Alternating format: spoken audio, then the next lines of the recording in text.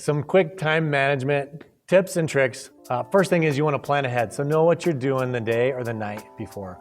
Look at what you got going on and make sure that you know what's the top priority, what should be second on the list, and then what can wait for later. You want to decide how much of your time you're going to use for that number one priority and maximize your time. Use it as best you can. Can you save some time at the end to where you can add to whatever your second or third priority is for that day?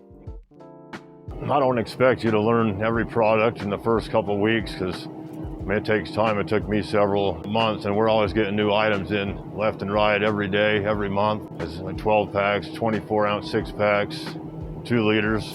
You need to start by looking at what's going to be going out to the stores the night before. For the merchandisers, that's going to be communicating with your supervisors or with your salesman, making sure you know what to anticipate when you first go into the stores in the morning and where you need to begin your day. Break down those loads methodically so that you can put the product on different 6-wheelers so you get that product out to where it needs to be as quickly as possible. After you're done breaking down those loads and putting that product out, you're going to want to make sure you communicate again with your supervisor or with your salesman, finding out where the immediate needs are at within the area. So communication is the key to being successful. It's one of the best ways to utilize your time effectively, knowing where the immediate needs are at. Don't let yourselves get overwhelmed. If you get a humongous load, last week we got 9 pallets here at Smith's. Don't let that freak you out. Take a look at it, see what's on there, and understand where your displays are at. Take your singles. They're usually on top of your pallet, easy to downstack and take care of your singles first. Then take out your phone, get a very accurate list of what you need for your displays, load it up, and then take that out. After that, your singles are done, your display's done. All you gotta do is your aisle.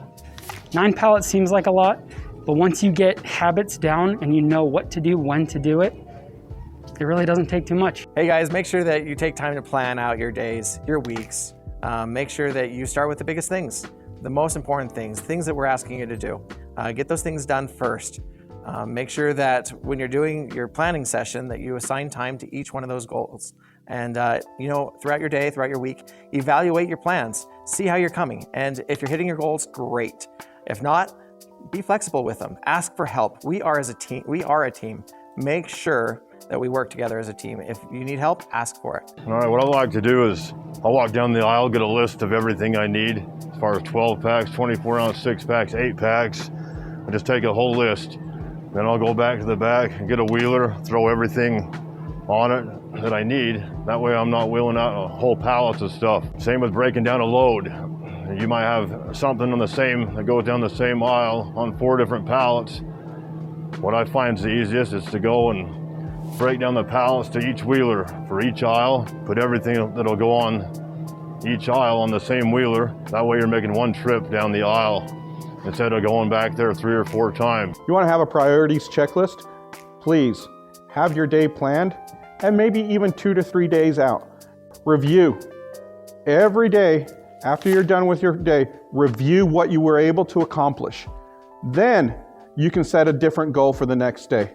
Ask questions. There's no such thing as a dumb question. Please, please, please, as a salesman, I love it when my merchandisers ask me questions because it helps me know that things are gonna be done the right way. And it's not pressure on you guys to just figure it out off the top of your head. The less stuff you have to move, the more efficient you're gonna be. The one thing that I really use to help manage my time is kind of an analogy that I would like to share with you and have you picture is a jar. And if you have a glass jar, let's say a jar that you use for jelly, and there's no jelly in it, it's empty. You've got some big pebbles, some small pebbles, and some sand. What are you gonna do first to try and get all those pebbles, rocks, and sand in that jar? Me, I'm gonna get the biggest rocks done first. I'm gonna put those in first. Those are usually the most important things to get done during the day. It's kind of how I run my day. Next, I'll get the medium-sized, the smaller ones. And by the end of the day, if I've got those little particles of sand left over, they're usually probably not the biggest things. And I try to let my sales reps know sometimes too. When they're freaking out about those little things, don't worry about it, don't sweat it. You can get to it later, as long as those big rocks and those medium rocks are taken care of. And you'll also notice, if you get those big rocks and those medium rocks taken care of first in your daily job, a lot of times, a lot of that sand will still fit in that jar.